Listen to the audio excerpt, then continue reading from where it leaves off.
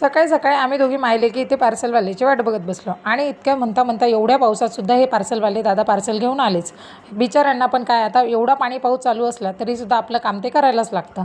आणि त्याचप्रमाणे मग त्यांनी आम्हाला पार्सल दिलं. आणि हे बघा, आमच्या हातात पार्सल विसकून दिदूही पळाली.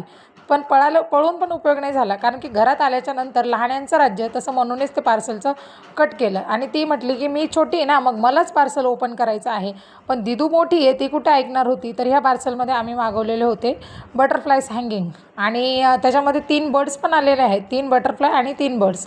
मग त्यानंतर दिदूने एक पार्सल ओपन केलं आणि म्हणून एक केलं.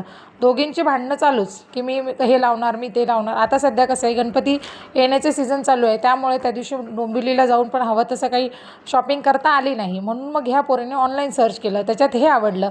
असंही भिंतीला लावल्यावर छान दिसतं. आणि त्यानंतरही गणपती डेकोरेशनमध्ये याचा काही उपयोग होतो आहे का, म्हणून मग ते मागवलेलं होतं. पहिल्यांदा असं वाटलं की कसं येतं काय येतं, पण नक्कीच छान आलेलं आहे. 173 रुपयामध्ये 6 वॉल हँगिंग आलेले आहेत, 3 बर्ड्स आणि 3 बटरफ्लाय. छान वाटलेत ते आम्हाला. तर तुम्हाला आवडलेत का नक्कीच सांगा. हे बघा, असे आम्ही काहीसे फोटो घेतले त्याचे, लाईट बंद करून चालू करून, कारण लाईटिंग लावल्यावरही छान दिसतील मला असं वाटतं. आणि हा असा एक छोटासा व्हिडिओ घेतला. तुम्हाला आवडले की कमेंट बॉक्समध्ये नक्की सांगा.